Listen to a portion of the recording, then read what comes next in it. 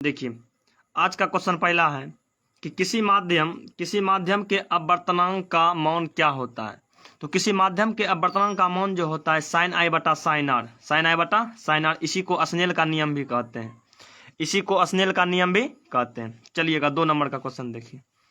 2 number का question आपके सामने है, कहता है प्रकाश के परावर्तन या अपवर्तन के कितने नियम हैं। तो प्रकाश के परावर्तन या प्रकाश के अपवर्तन के 2 नियम है। क्या नियम है? 2 नियम है। ये क्या हो गया? चलिए 2 नियम है।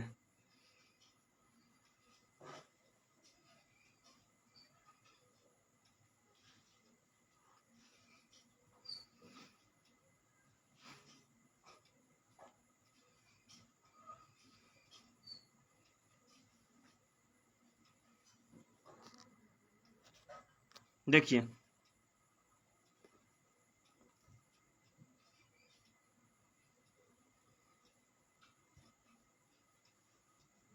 दो नंबर का क्वेश्चन आपका है, प्रकाश के परावर्तन या अपवर्तन के कितने नियम है। तो प्रकाश के परावर्तन या अपवर्तन के 2 नियम है। ऑप्शन नंबर ए बिल्कुल करेक्ट हो जाएगा, ऑप्शन नंबर ए। आइएगा 3 नंबर का क्वेश्चन देखते हैं। 3 नंबर का क्वेश्चन में है, चलिए आकाश कुमार जुड़ गए हैं और इस लिंक को जल्दी जल्दी शेयर भी कर दीजिए।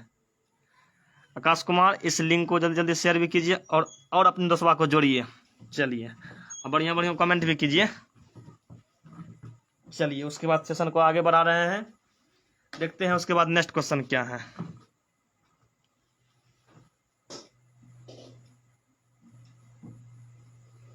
देखिए 3 नंबर का क्वेश्चन, समतल दर्पण द्वारा बना प्रतिबिंब होता है। समतल दर्पण, तो समतल दर्पण में हमेशा कैसा प्रतिबिंब बनता है? काल्पनिक प्रतिबिंब बनता है। समतल दर्पण में हमेशा काल्पनिक प्रतिबिंब बनता है।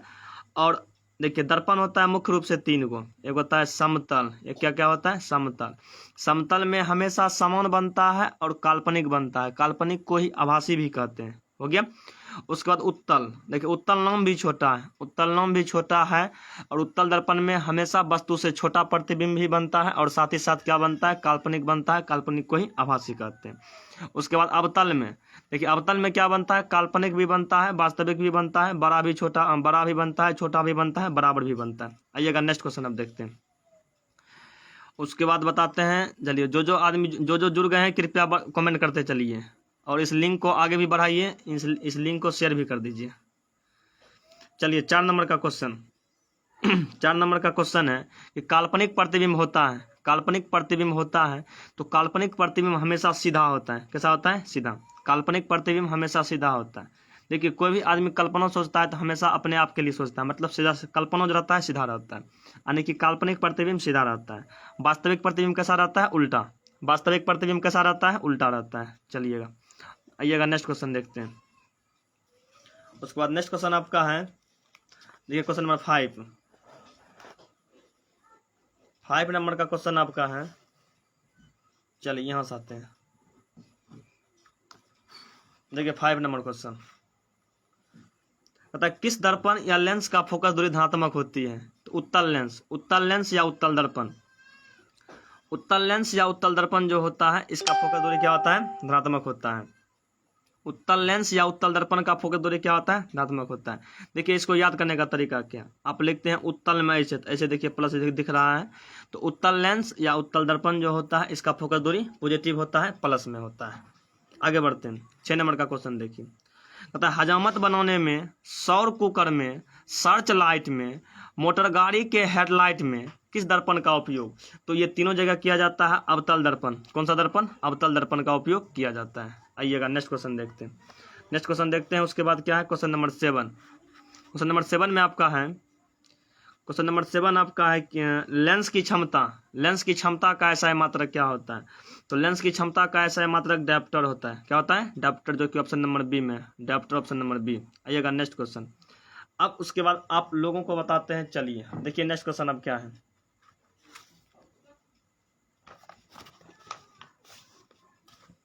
आइएगा नेक्स्ट क्वेश्चन क्या है। अब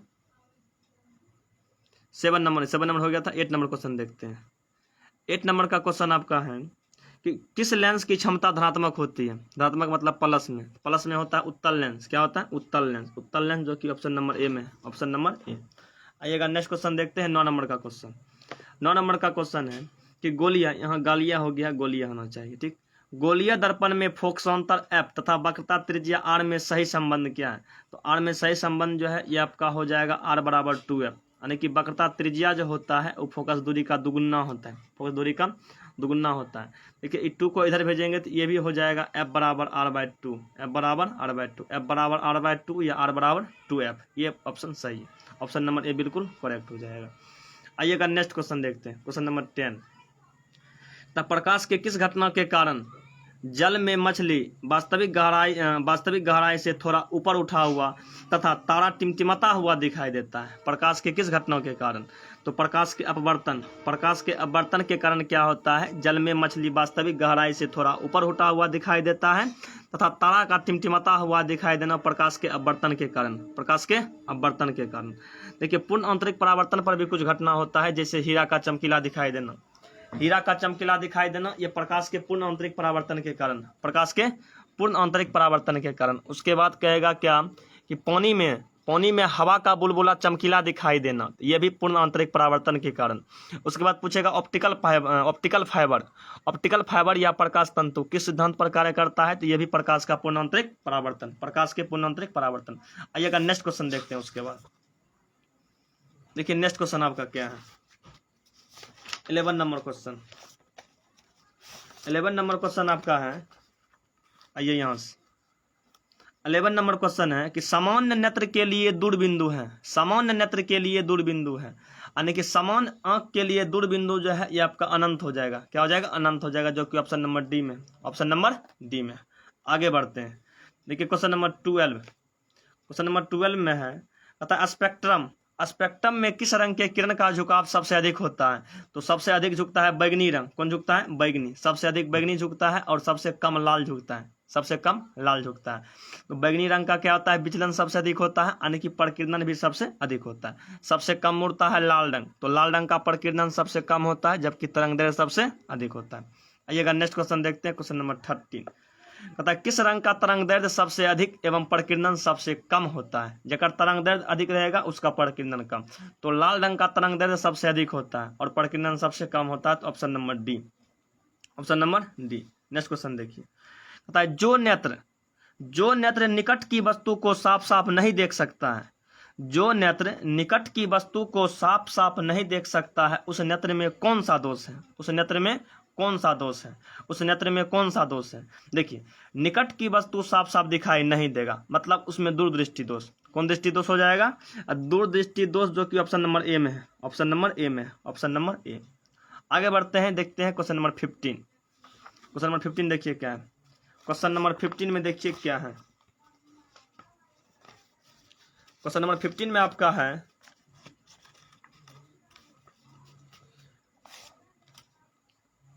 क्वेश्चन नंबर 15 देखिए क्वेश्चन नंबर 15 थोड़ा सा इसको ऐसे कर देते हैं। आइए यहाँ से इसको ऐसे कर दिए। आइए अब देखिए क्वेश्चन नंबर 15 कहता है जरा दृष्टि दोष का निवारण किस लेंस से किया जाता है? तो जरा दृष्टि दोष का निवारण किया जाता है बायफोकल लेंस या द्विफोक्सी लेंस। देखिए निकट दृष्टि दोष का निवारण किया जाता है अवतल लेंस से, निकट दृष्टि दोष का निवारण अवतल लेंस से, दूर दृष्टि दोष का निवारण उत्तल लेंस से, जरा दृष्टि दोष का निवारण बायफोकल लेंस से, और क्या कहते हैं अबिंदुकता दृष्टि दोष का निवारण किया जाता है बेलनाकार लेंस से। कौन लेंस से? बेलनाकार लेंस। आइएगा नेक्स्ट क्वेश्चन देखते हैं, क्वेश्चन नंबर 17। क्वेश्चन नंबर 17 है, पहले 16 देखते हैं। क्वेश्चन नंबर 16 कहता है मानव नेत्र के किस भाग पर वस्तु का प्रतिबिंब बनता है? तो मानव नेत्र के रेटिना पर, किस पर? रेटिना, जिसको हिंदी में कहते हैं दृष्टिपटल। क्या कहते हैं? दृष्टिपटल। तो इसी पर क्या होता है? वस्तु का प्रतिबिंब बनता है। चलिए नेक्स्ट क्वेश्चन देखते हैं। उसके बाद क्वेश्चन नंबर देखते हैं 17। तो सामान्य आंख के लिए स्पष्ट दर्शन की न्यूनतम दूरी, अल्पतम दूरी या शॉर्टेज डिस्टेंस, ये सब होता है 25 सेंटीमीटर। कितना होता है? 25 सेंटीमीटर, जो कि option number C, option number C, option number C. चलिए आते हैं, उसके बाद देखते हैं 18 नंबर क्वेश्चन। 18 नंबर क्वेश्चन कहता है निम्न में से किस माध्यम में प्रकाश की चाल अधिकतम है? निम्न में से किस माध्यम में प्रकाश की चाल अधिकतम है? तो सबसे अधिक प्रकाश की चाल ऑप्शन के अनुसार हवा में है। किसमें? हवा में। और हवा से भी अधिक होता है निर्वात में। किसमें होता है? निर्वात में। चलिए आते हैं, देखते हैं क्वेश्चन नंबर 19। क्वेश्चन नंबर 19 तथा प्रकाश के किस घटना के कारण आकाश नीला दिखाई देता है? तो प्रकाश के प्रकीर्णन, प्रकाश के प्रकीर्णन, प्रकाश के प्रकीर्णन के कारण क्या होता है? आकाश नीला दिखाई देता है। चलिए लास्ट क्वेश्चन देखते हैं। लास्ट क्वेश्चन आपका है, क्या कहते हैं, ये प्रकाश के किस घटना के कारण पानी में हवा का बुलबुला चमकीला तथा हीरा चमकीला दिखाई पड़ता है? यानी कि दो घटनाओं को एक के साथ लिख दिया गया है कि हवा में, ये क्या कहते हैं, पानी में हवा का बुलबुला, पानी में हवा का बुलबुला चमकीला दिखाई देना और क्या, हीरा चमकीला दिखाई देना। तो यह होता है प्रकाश के पूर्ण आंतरिक परावर्तन, प्रकाश के पूर्ण आंतरिक परावर्तन के कारण होता है, प्रकाश के पूर्ण आंतरिक परावर्तन के कारण होता है। चलिए इसमें टॉप 20 इंपॉर्टेंट ऑब्जेक्टिव क्वेश्चन को देख लिए, इसके नेक्स्ट क्वेश्चन को अगले लाइव क्लास में बताएंगे। फिलहाल जितना भी जुड़े हैं तो इस लिंक को अपने दोस्तों तक भी शेयर कर दीजिएगा और एकदम शाम 7:30 बजे मंडे टू फ्राइडे लाइव जुड़ने के लिए तैयार रहिएगा। चलिए मिलेंगे नेक्स्ट वीडियो में बहुत ही जल्द। वीडियो देखने के लिए बहुत बहुत धन्यवाद।